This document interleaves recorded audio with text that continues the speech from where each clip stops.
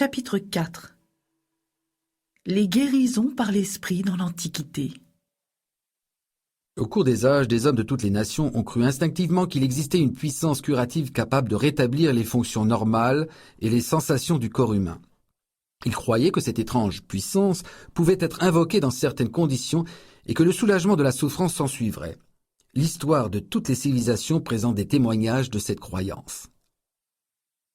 Dans les premiers âges de l'histoire du monde, le pouvoir d'influencer secrètement les hommes, en bien ou en mal, de guérir les malades, était l'apanage des prêtres et des saints hommes de toutes les nations. La guérison des malades était tenue pour un pouvoir qui leur venait directement de Dieu, et les méthodes de guérison variaient à travers le monde.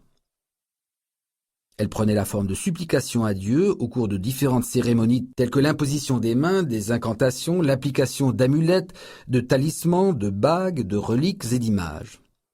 Par exemple, dans les religions de l'Antiquité, les prêtres dans les temples donnaient aux malades des drogues et pratiquaient des suggestions hypnotiques avant le sommeil du patient, lui disant que les dieux viendraient le visiter pendant son sommeil et le guériraient.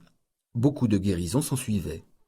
Tout cela était accompli par les puissantes suggestions faites au subconscient du malade.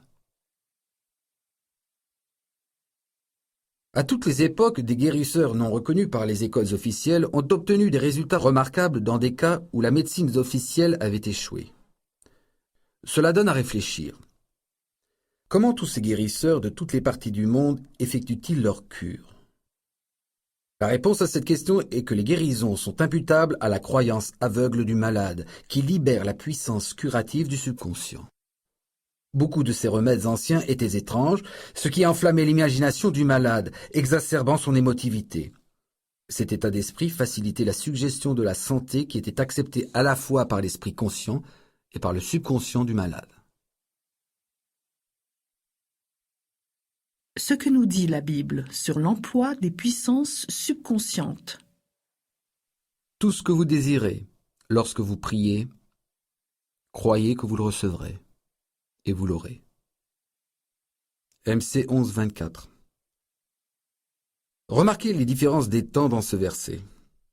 L'apôtre inspiré nous dit de croire, d'accepter comme vrai le fait que notre désir a déjà été accompli, qu'il est déjà comblé et que sa réalisation va suivre dans l'avenir. Le succès de cette technique dépend de la conviction qu'on y met. Il faut admettre que la pensée, l'idée, l'image est déjà un fait dans l'esprit. Pour que quelque chose acquiert une substance sur le plan de l'esprit, il faut que la pensée l'accepte comme existant. Voici en quelques mots une directive concise et spécifique qui vous aidera à vous servir de la puissance créatrice de la pensée par impression dans le subconscient de la chose particulière que vous désirez. Votre idée, votre projet sont aussi réels sur leur plan propre que le sont votre main ou votre cœur. En suivant la technique biblique, vous éliminerez complètement de votre esprit toute considération de conditions, de circonstances ou toute contingence hostile. Vous plantez dans votre esprit une semence, un concept, qui, si vous ne la dérangez pas, va infailliblement germer et fructifier à l'extérieur. La première condition sur laquelle Jésus insistait était la foi. À maintes et maintes reprises, vous lisez dans la Bible, il vous est donné selon votre foi. Si vous plantez dans la terre certaines graines, vous êtes sûr qu'elles vont reproduire leur espèce. Telle est la loi des semences. Si vous faites confiance à cette loi de croissance, vous savez que ces graines vont donner les fruits de leur espèce. La foi, dont parle la Bible, est une manière de penser, une attitude d'esprit, une certitude intérieure, le fait de savoir que l'idée que vous acceptez pleinement dans votre esprit conscient va prendre corps dans votre subconscient et se manifester. La foi, c'est dans un sens le fait d'accepter pour vrai ce que votre raison et vos sens nient, c'est-à-dire le fait de fermer la porte au petit esprit conscient, rationnel et analytique pour embrasser une attitude de confiance absolue dans la puissance de votre subconscient. Lorsque les malades venaient à Jésus pour être guéris, ils l'étaient par leur foi accordés à la sienne et à sa connaissance de la puissance curative du subconscient. Tout ce qu'ils décrétaient, ils sentaient intérieurement que cela était vrai.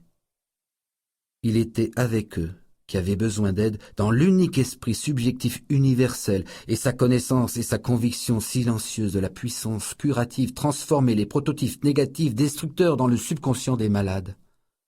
Les guérisons qui en résultaient étaient autant de réponses automatiques au changement mental intérieur.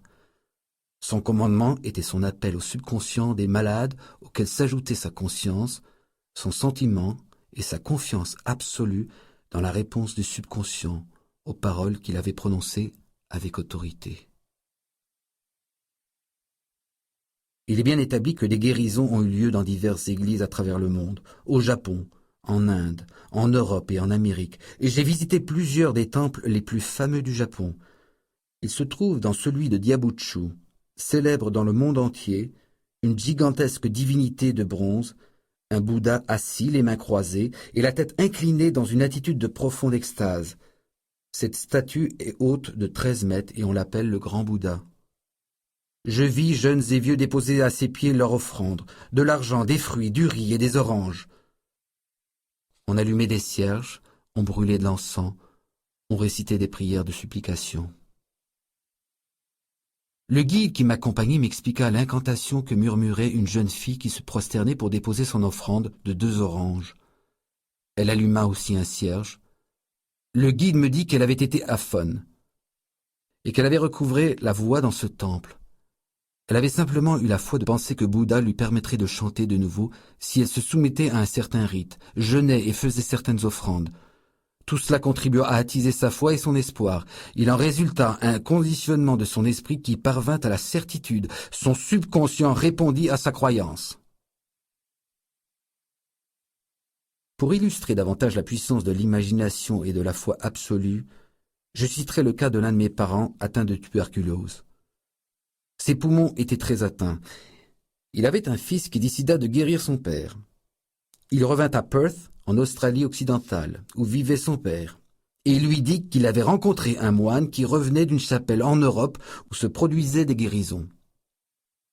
Ce moine lui avait vendu un morceau de la vraie croix, pour lequel il lui avait remis l'équivalent de 500 $. En fait, ce jeune homme avait tout bonnement ramassé sur le trottoir un éclat de bois, puis il s'était rendu chez un bijoutier et il avait fait sertir dans une bague. Il dit à son père que beaucoup de personnes avaient été guéries par le seul fait d'avoir touché cette bague. Il enflamma et attisa l'imagination de son père au point que celui-ci lui arracha littéralement la bague des mains, la mit sur sa poitrine, pria silencieusement et s'endormit. Le lendemain matin, il était guéri. Tous les examens cliniques le confirmèrent.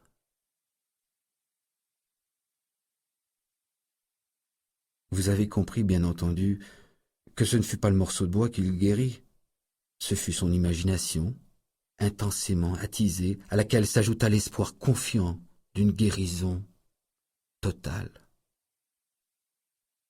L'imagination s'ajouta à la foi et au sentiment, et l'union des deux entraîna la guérison. Le père ne fut jamais mis au courant du stratagème. S'il avait su, il aurait probablement eu une rechute. Il demeura sain et mourut 15 ans plus tard à l'âge de 89 ans. C'est un fait bien connu. Les différentes écoles de guérison effectuent les cures les plus merveilleuses. La conclusion évidente qui s'impose à l'esprit est qu'il doit y avoir un principe fondamental commun, le subconscient, et que l'unique processus de guérison est la foi. Ici, il convient de vous rappeler une fois de plus les vérités fondamentales suivantes.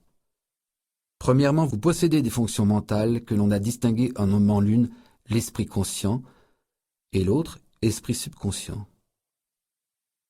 Deuxièmement, votre esprit subconscient est constamment docile à la puissance de la suggestion. De plus, votre subconscient exerce un contrôle absolu sur les fonctions, les conditions et les sensations de votre corps.